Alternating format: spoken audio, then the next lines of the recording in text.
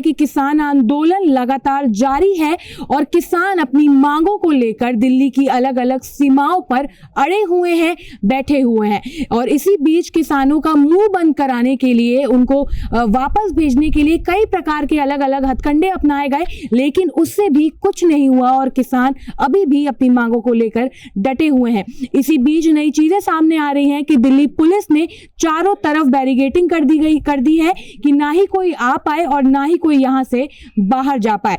और अब एक तरफ दिल्ली में तो आंदोलन जारी है, वहीं प्रदेश में अलग अलग जगहों पर भी, काकोरी, लखनऊ जैसे जगहों पर भी किसान अपना आंदोलन जारी रखे हुए हैं। इसी बीच आज हम मौजूद हैं उत्तर प्रदेश की राजधानी लखनऊ में, जहां पर हम भारतीय किसान यूनियन के प्रदेश प्रवक्ता आलोक वर्मा से बातचीत करके जानेंगे, जो कि कल ही दिल्ली से वापस आए हैं, कि इस समय वहां की क्या स्थिति है और किसानों को किन किन चीजों का सामना करना पड़ रहा है, और 6 तारीख को जो चक्का जाम करने की बात की गई है उस पर ये क्या कहना चाहेंगे।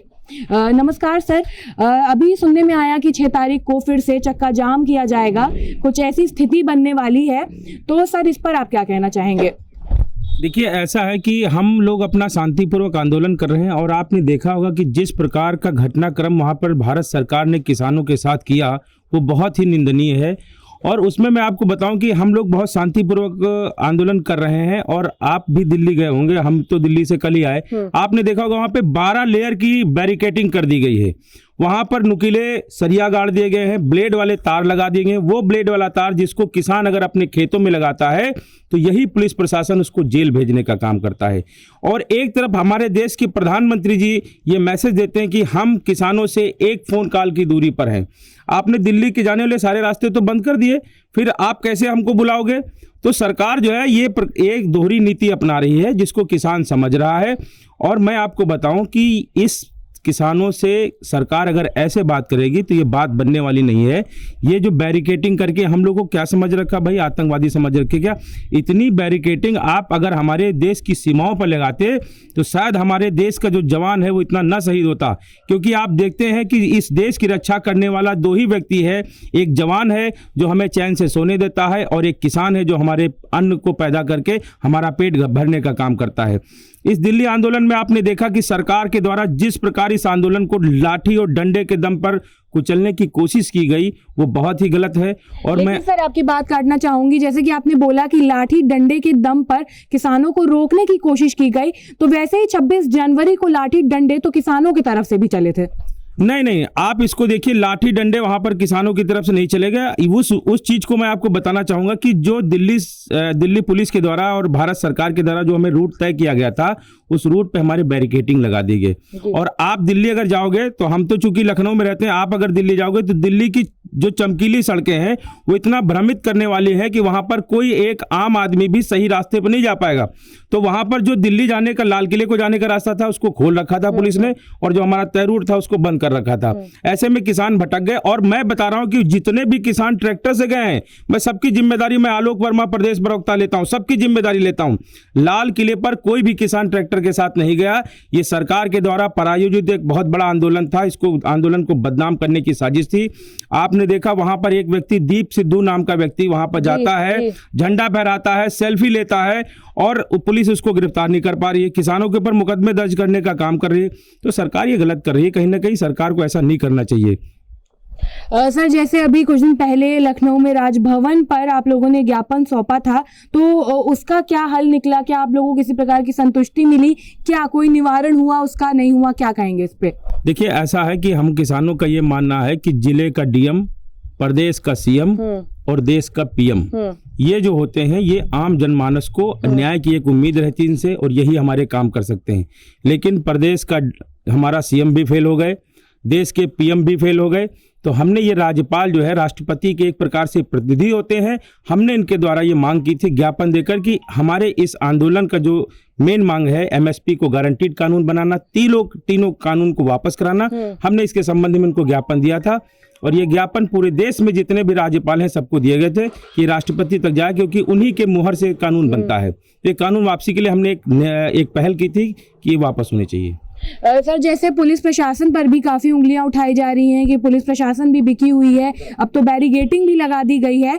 तो जैसे कि एक खबर ये भी आई थी, बड़े न्यूज़ चैनल वाले चला रहे थे कि मुख्यमंत्री योगी आदित्यनाथ की बात पुलिस वालों ने नहीं मानी, जो कि बड़ी बड़ी गाड़ियां भेजी गई थी कि किसानों को इस वैन में या उसमें भरो और ले जाओ, जब आंदोलन रुकवाने की बात आई थी। तो इस पर क्या कहेंगे आप, जब पुलिस वालों ने योगी आदित्यनाथ की बात नहीं सुनी? तो देखिए, मैं आपको बताऊं, जिस दिन ये घटनाक्रम हुआ उस दिन मैं दिल्ली में मौजूद था। वहां पर हमारे राष्ट्रीय प्रवक्ता श्री राकेश टिकैत जी जिस प्रकार किसानों के लिए रो रहे थे, और मैं आपको बताऊं वो रो इसलिए नहीं रहे थे कि उनकी गिरफ्तारी होने वाली थी, वो रो इसलिए रहे थे क्योंकि जब भाई देखो, पुलिस का काम है लाठी डंडे चलाना, वो चलाए, वो उनके एक सीमा में आता है। शासन प्रशासन का काम है धरना कहाँ लगना है, कहाँ हटवाना, ये शासन प्रशासन का काम, वो हटवा सकती है। लेकिन आप वहां पे देखेंगे कि जब हमारे 1000-2000 जो किसान बचे थे वहां पर, उनको वहां के लोनी के विधायक नंदकिशोर गुज्जर और कुलदीप शर्मा, ये 2 विधायक अपने 400-500 समर्थकों के साथ लाठी डंडा बंदूक लेके आए और वहां पर पुलिस प्रशासन के सामने ही किसानों को पीटने लगे। तो ऐसी स्थिति में टिकैत साहब ने कहा कि आप हमें गिरफ्तार कर लो, लेकिन जो हमारे बुलाने से किसान आए हैं इनको आप सुरक्षित इनके घर भेजा दो। इनको ये विधायक के समर्थक नहीं पीट सकते, बीजेपी के आदमी इनको नहीं पीट सकते। उस समय पुलिस एकदम मूक बनी खड़ी थी, उसमें पुलिस को कार्रवाई करनी चाहिए थी। मुख्यमंत्री के ऊपर हम लोगों ने बहुत विश्वास किया, अधिकारियों के ऊपर भी बहुत विश्वास किया, लेकिन जिस प्रकार बीजेपी के लोग अगर किसान को पीटेंगे तो किसान के सम्मान की लड़ाई है, उसके अभिमान की लड़ाई है। इसको सर्वप्रथम देखते हुए आज आप गाजीपुर बॉर्डर का माहौल देख सकती हैं। तो सर, क्या मतलब अब ये किसान वर्सेस बीजेपी हो गया है या अभी भी किसान वर्सेस कानून ही है? देखो, हमारी लड़ाई किसी पार्टी से नहीं है। बीजेपी को मैंने भी वोट दिया, मैंने बीजेपी को वोट दिया, लेकिन अगर नीतियां किसान के विरोध में है तो इस पर जरा सा भी समझौता नहीं है। और मैं फिर बता रहा हूं कि प्रधानमंत्री जी बात कर लें, कृषि मंत्री जी बात कर लें, हम 5 आदमी चले जाएंगे। हम पंचायत को मानने वाले व्यक्ति हैं। 5 आदमी चले जाएंगे। हमारा सीधा सा कहना है कि 3 काले कानून वापस हो जाए, एमएसपी पे गारंटीड कानून बना दो, किसान अपनी पगड़ी को छोड़ दे। भाई हमारे बीच के भाई हैं, इसको भूल जाएंगे।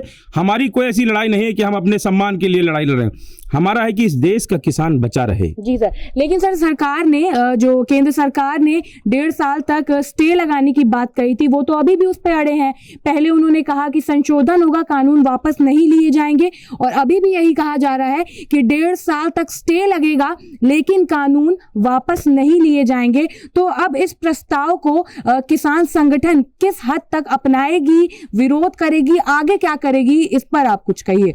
देखिए, ऐसा है, ये 1.5 साल का जो फंडा है इनका, इसको आप समझिए, उत्तर प्रदेश में 2022 में चुनाव होने वाले हैं।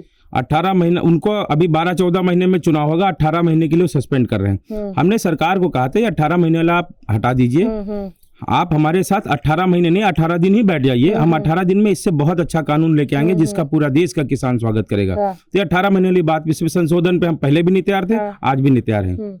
सरकार 1.5 साल इसको करे या जो भी कुछ, जब तक वापसी नहीं तब तक हमारी घर वापसी नहीं है। अच्छा, तो जैसे अभी ये 11वीं दौर की बैठक टूट गई थी, बीच में ही बात अधूरी रह गई थी, तो अब जो बैठक होने वाली है उसमें क्या होगा, कुछ लगता है आपकी कोई रणनीति है अब इससे छुटकारा पाने की, या किसी प्रकार का कोई भी आप लोगों के संगठन ने कुछ एक इंतजाम किया हो किसान भाइयों के लिए, या कुछ भी किसी प्रकार की कोई रणनीति है कि आगे क्या करना है? जैसे कि 6 तारीख को चक्का जाम की भी तैयारी है। भारत बंद जो 8 दिसंबर को भारत बंद था, 8 या 7 दिसंबर को भारत बंद था, तो वो कहीं ना कहीं सर थोड़ी चूक तो रह गई थी, थोड़ा असफल वो रह गया था, उस तरीके से भारत बंद नहीं हो पाया था। लेकिन अभी जो चक्का जाम करने वाली स्थिति है, क्या लगता है किस हद तक ये सफल हो पाएगा? नहीं, इसमें मैं आपको बताऊं कि भारत बंद हमारा कोई एक ऐतिहासिक का नहीं था कि इसमें हम पूरे भारत को बंद कर रखेंगे।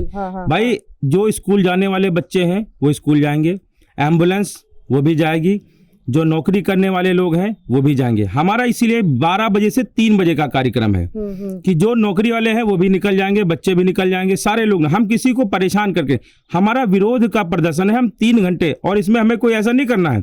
सफलता असफलता की बात तो आप गाजीपुर बॉर्डर पर देख ही सकती हो, इस चीज को आप देख लो, इससे कुछ नहीं, हमारी सफल नहीं। हमारा एक सांकेतिक विरोध है कि हम 3 घंटे चक्का जाम करेंगे, और इसमें उपवास के भी कार्यक्रम है, वो आने वाले समय में तय करेगी कमेटी। जैसा भी काम होगा सरकार से, लेकिन वार्ता तभी होगी जब सरकार इस बात को तय कर ले कि हमें कानून वापसी करने हैं, एमएसपी पे कानून बनाना है, उससे पहले कोई बातचीत नहीं होनी है।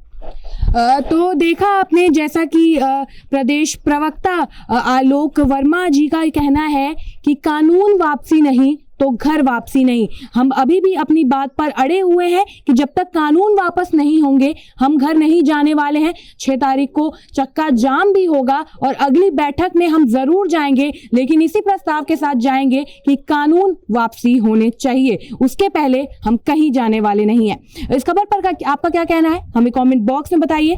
कैमरा पर्सन संजय पाल के साथ मैं शिवांगी, JMD खबर, लखनऊ।